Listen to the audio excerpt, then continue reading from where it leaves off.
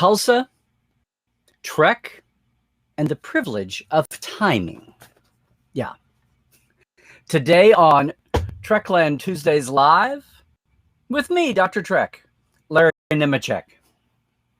Coming at you right here from the heart of Trekland through Portal 47 for some clarity, sanity, and the big picture in all things Star Trek today. Hey, I am glad you're with us. I am hoping we have a decent stream today. We'll see how it goes. I want to take off and first thank all of our Patreons, our Patreon folks in our TTL club, and our TTL Live Wires. I'll give them a shout out at the end. If you want to know how to become a Patreon or even what's going on in the rest of Trekland, I'll be happy to tell you that at the end too. But thank you for joining us today. Hey, I've been talking about this the last few weeks. Some big dots to connect as we do here. Hopefully not the same old you're getting everywhere around the webs, because it is right now kind of a dearth of actual Trek news. They're shooting the shows. We are trying to wind down the pandemic in a way that feels right and safe for everybody and wherever it is they live, even as the rest of the world is dealing with the pandemic in its own ways as best they can. Hopefully with some help if it's really bad. And we've been talking about that too. Japan, India, especially lagging parts of Africa, Europe, South America.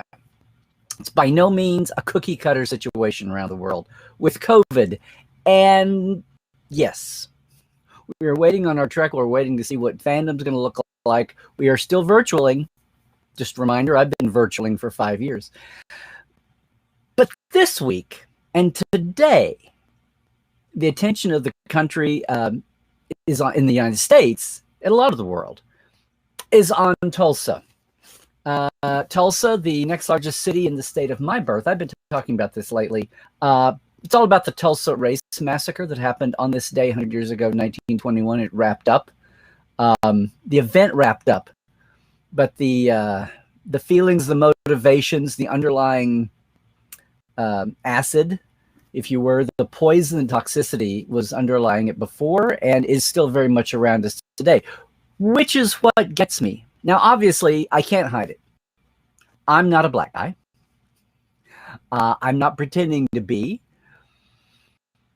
But I'm a Trek fan, and I am a history buff, and most of all, I'm a native Okie. And I've said this several times, like many people, like many black people in Tulsa. They had, aside from the original sin of this horrific, mad, evil act, the maddening thing, the other reaction to it is that it was covered up, not spoken of, either by those in power that wanted to keep it up, even if it just meant not giving Tulsa a black eye and succeeding.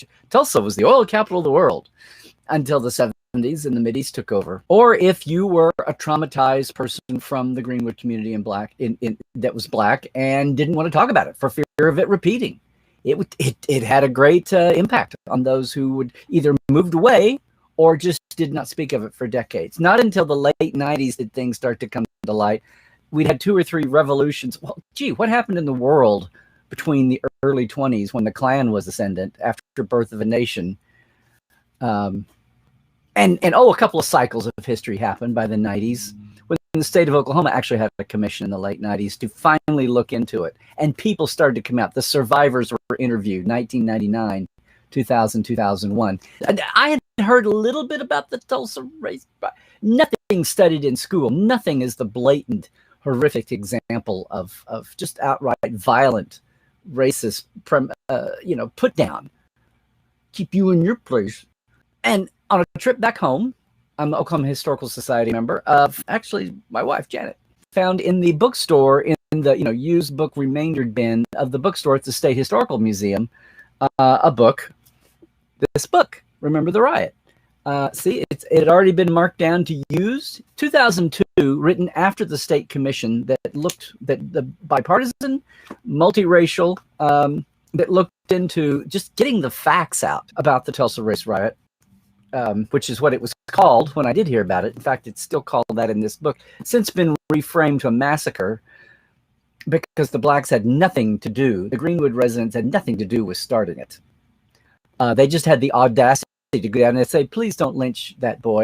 Nevertheless, that he's been eventually found to be totally wrongly accused, Duh. The whole incident was not about that kid, as the documentaries now say. It was all about wiping out this island of wealth that apparently was the biggest island of black wealth in the entire country because of the unique history of Indian territory and the tribes still having sovereignty at a time when the great migration of blacks out of the South to the North included some who got a completely new start in Oklahoma and the all-black towns that we knew about there. That's Oklahoma history.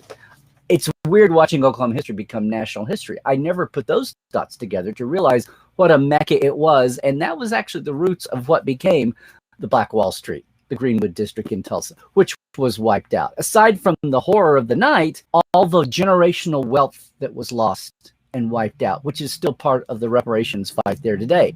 But yeah, I'm just a white guy.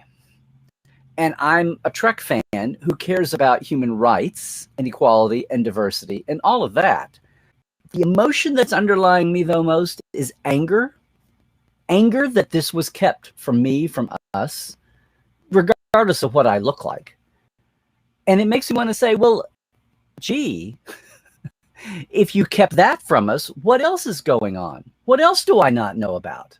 What else do we not know about? And I'm sitting here like a Trek fan, and it hits me.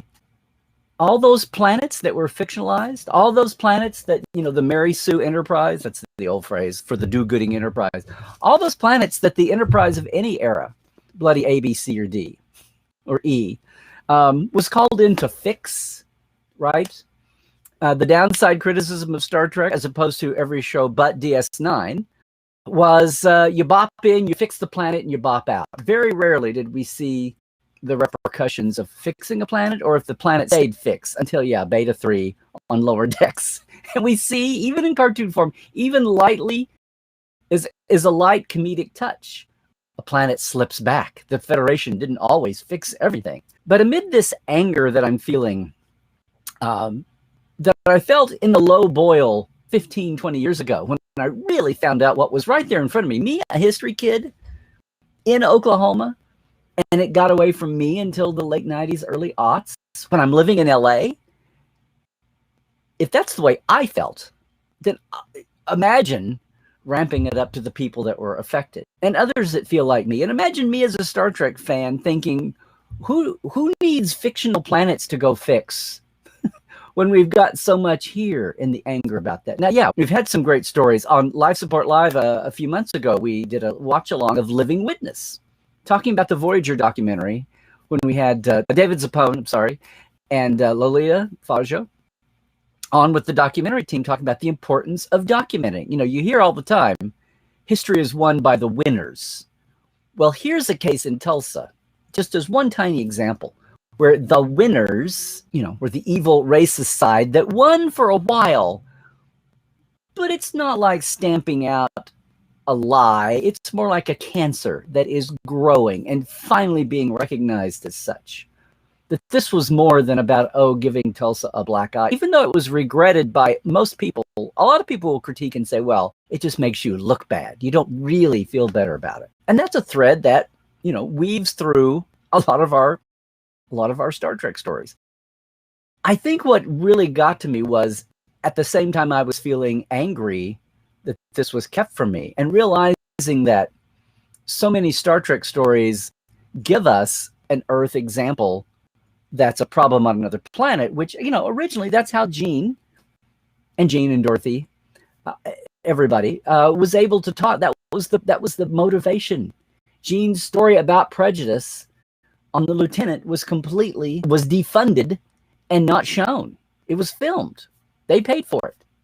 If nothing else, his studio was pissed at him for filming a show that was going to get the plug yanked on being funded. No commercial payback to the network, to the pipeline, back to the studio. They bid it on that one. And of course, the episode ran afoul of the Pentagon, of the Marine Corps that they were using for the lieutenant. That plug was yanked the last few episodes of the season, and so it became a troubled series and not renewed. Plus, the tone of the country was changing with Vietnam, and it was seen as a little hot potato. Even to have a bland story about a JAG officer, also a Rifle Corps drummer, with the issues that could come up in a Marine, actual human drama that could come up in the environment of a Marine Corps base, and was so much of the motivation for Gene going to his spaceships and ray guns and purple and green people to tell those stories on Star Trek. And as a fan of the second and third generations, watching 60s shows and enjoying them, but the older I got, the more the advance of time came along, realizing that, oh, yeah, this was the show on racism. This was the show on overpopulation. Gosh, those 60s issues that used to be so hot. You put the 60s in their little box and you say, look at how good Star Trek is. It was formed from the upheaval, from the boiling pot of the 60s, but the overall quality of the show is so that it's still attracting fans 10 and 20 years later. It's still attracting fans to the point where people want more Star Trek. Voila, we have movies. Voila, we have The Next Generation and everything after that. And there was a time in the 80s and 90s thinking about that. Before the dot-com crash of the late 90s, watching The Next Generation bloom and flower and foam up and begat DS9 and begat Voyager. This budding franchise begat its own movies, thinking that there was no end in sight, but also realizing, or falsely realizing, that here we are in the fat, sassy 90s, how hard it must be for Star Trek to come up with some biting, really hard-hitting social commentary. That part of Star Trek it's been dulled because things are so, boy, it's not like the 60s when things were an open wound, when so much was happening, so much was hot. Vietnam's over. The draft is not driving young people to reject being, sent off as cannon fodder. Look, so much has been accomplished with the civil rights movement. Well, that's pretty much fixed, huh? Like there were no hot issues to speak of. They were there. But for the most part, the country was fat and sassy. Quark would have had a field day talking about humanity, if not America, and a lot of the Western world in the 90s. And I remember thinking, as the ratings for Star Trek fell, as we got into the aughts, I wonder if it's just going to take another revolutionary period for the relevance of Star Trek, old and potentially new, to really catch fire, to really be hot. Hey, this week, Trek Files episode, we found a poll that a fan in Houston ran. 473 people. It was simply to get opinions and parallels, advice for Gene and the producers of the coming Star Trek movie, whatever machination that took. So 1976 was about to be what was short-livedly going to be Planet of the Titans. That format before it became Phase 2, before it became the motion picture that we know. But nonetheless, 473 fans surveyed on everything from what style of plot do you want, straightforward action adventure, really high concept science fiction, a romance, a comedy, everything from the type of genre to what live action episodes should be a model for the tone and the plot and the structure. All kinds of questions in that vein. And also a sidebar questions on, okay, that's your opinion as a fan. What should we throw at the modern audience to get, more tickets sold, which was a very astute question.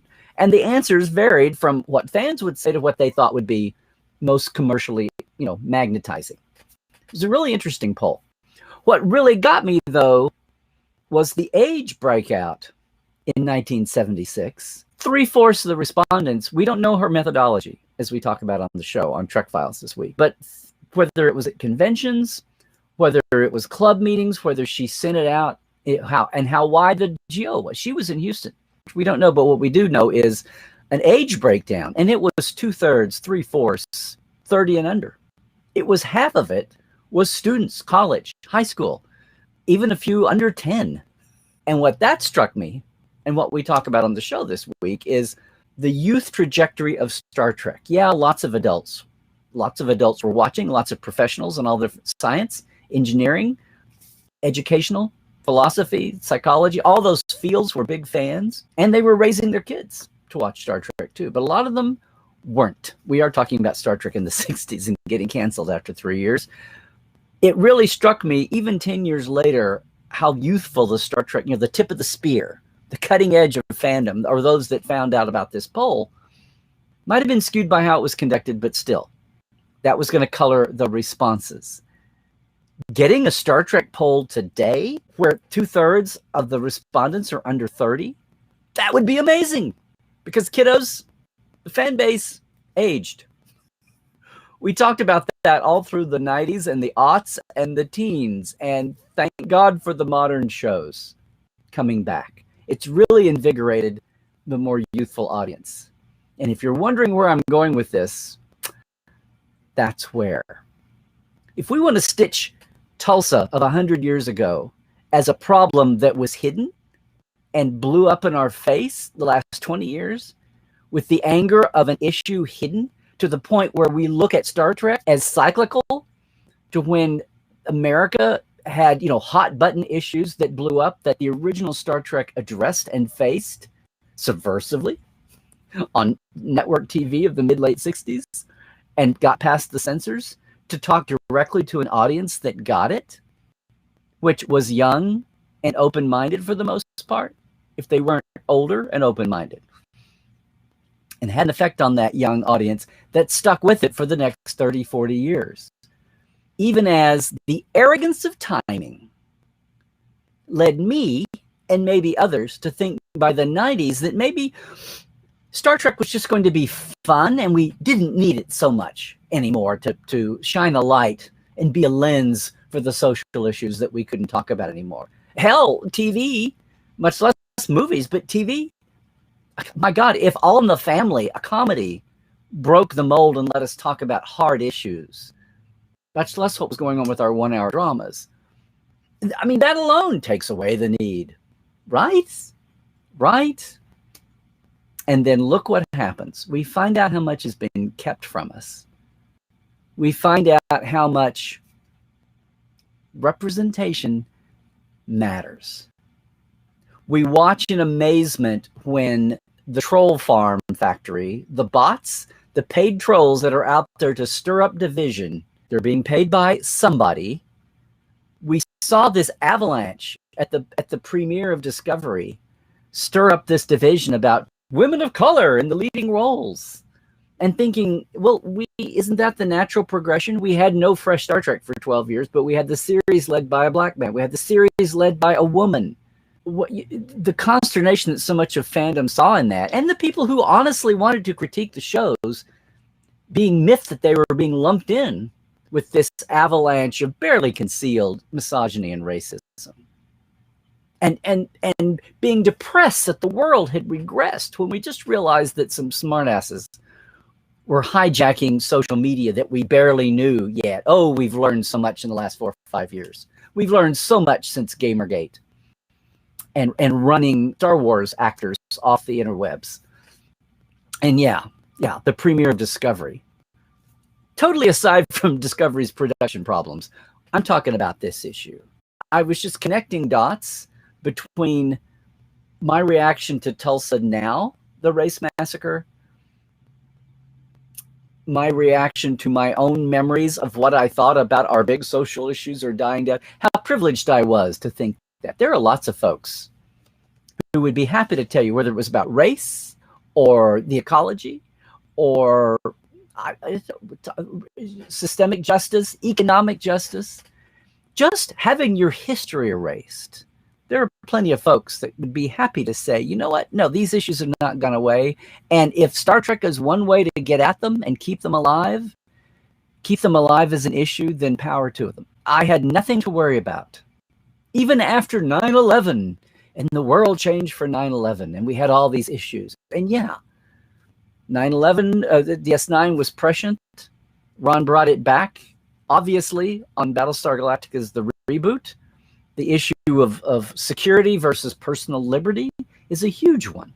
And if it was a luxury item to debate in the 90s, it was sure on our front and center for us in the aughts after 9/11. And then what we've gone through the last few years, including a year of a presidency that seemed to be trying to turn back the clock 100 years, and to have Discovery drop in the middle of that.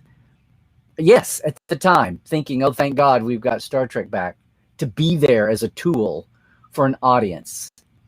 And yet again, I'm thinking about the privilege of timing and maybe position. Look, representation, issue representation, personal representation. It was going on in the 60s.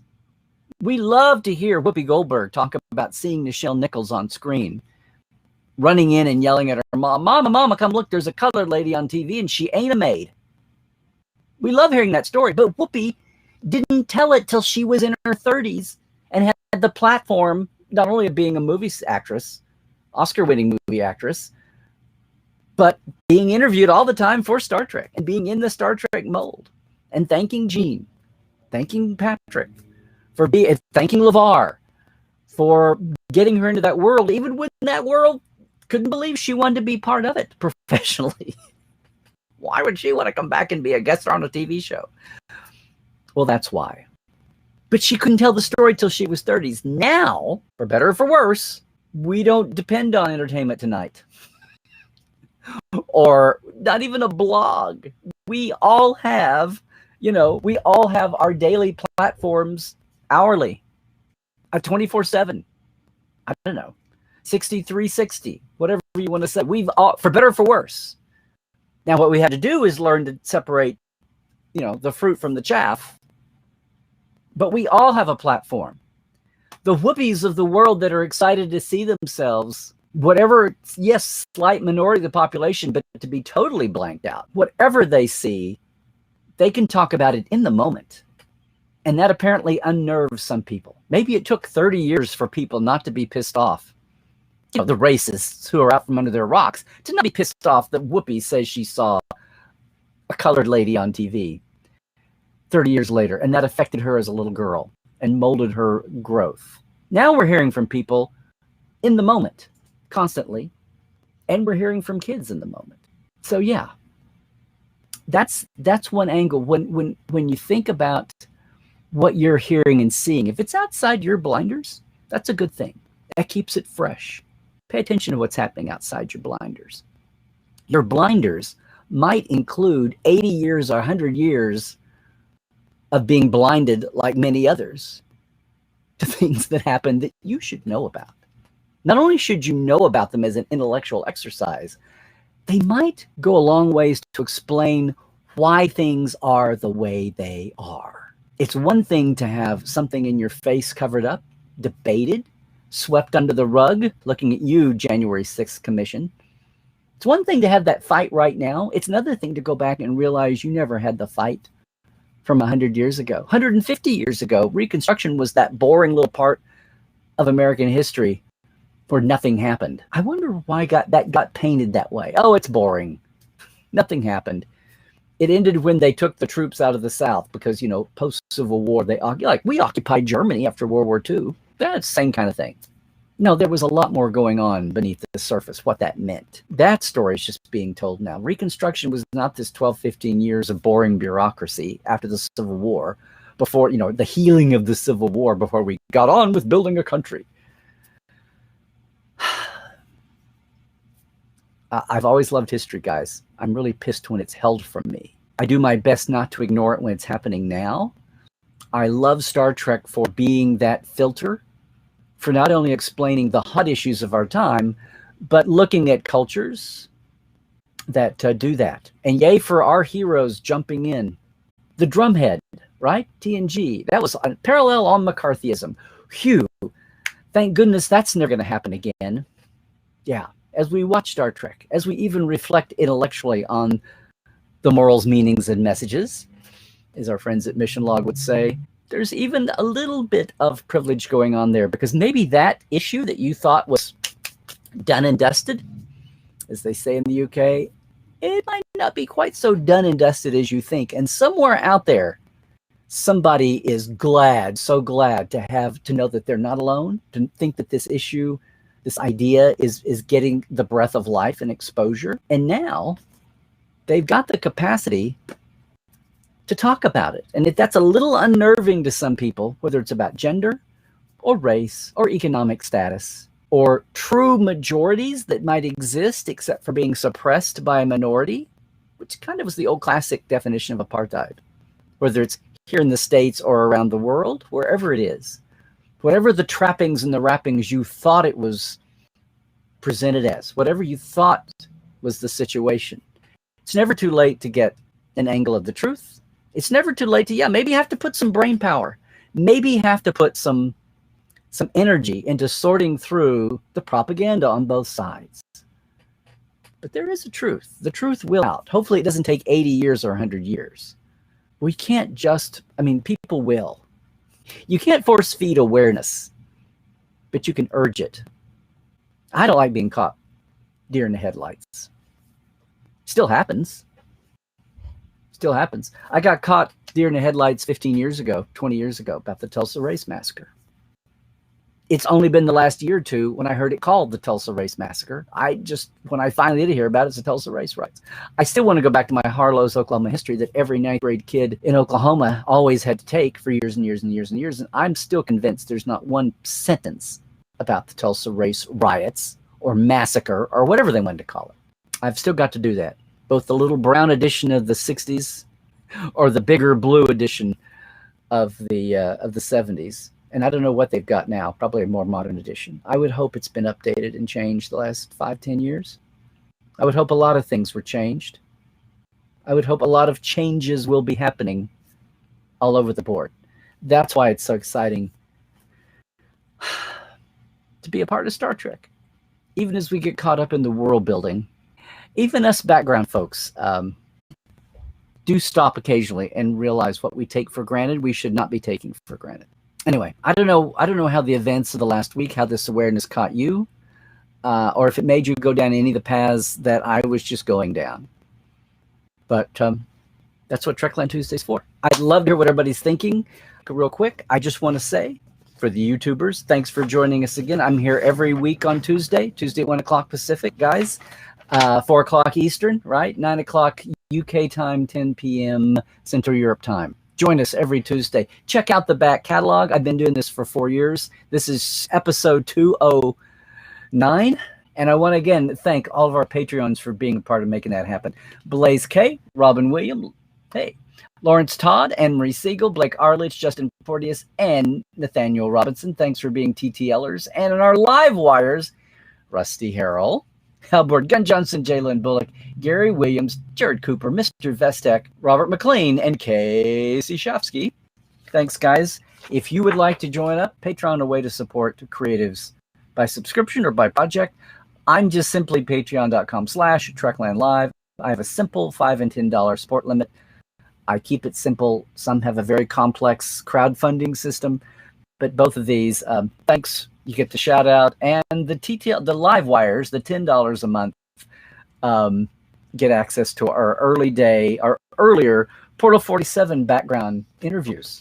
So much Star Trek you have no idea about. And that's what Portal 47 is all about. Hey, this week I mentioned the Trek Files. I hope you can go check it out. I'd love for you to go check it out.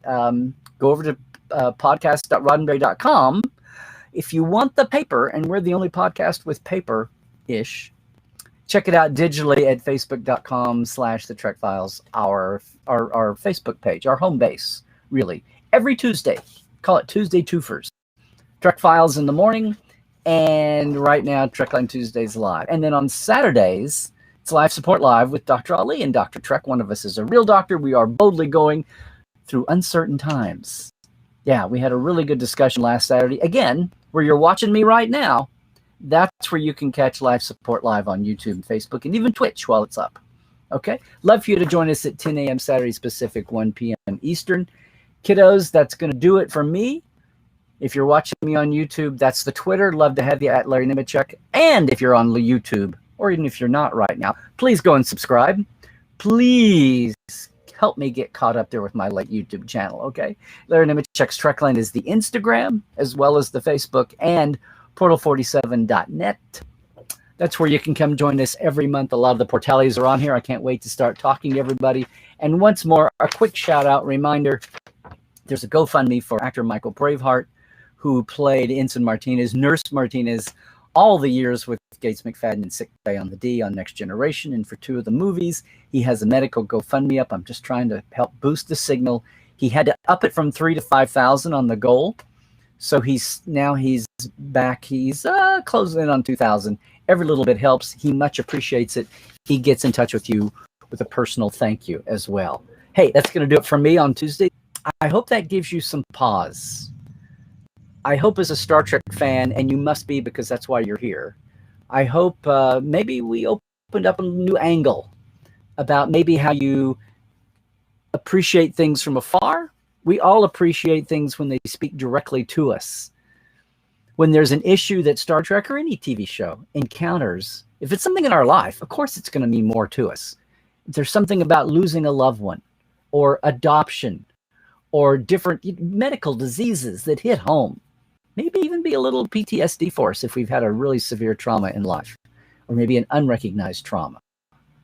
Now blow that up to a family, blow that up to a community, blow that up to a whole culture. Suddenly they're not just a remote Star Trek plotline. Suddenly, even if they're not in style or they're referring to an historic occasion, that historic event might be going on in another form in real life right now. So yay to Star Trek for going to the heart of things. Don't ever let Star Trek get flabby. Don't ever let Star Trek be easy. Don't ever let Star Trek not be disruptive to at least somebody. Because kiddos, that's why I say every week, please, please, please, stay healthy. Do all the things, even now. Stay woke. Check your sources, because they might be trying to shoot down something that you need to pay attention to. It might not even have anything to do with race or gender. I guess what I'm saying, everybody, is please, trek well, everybody.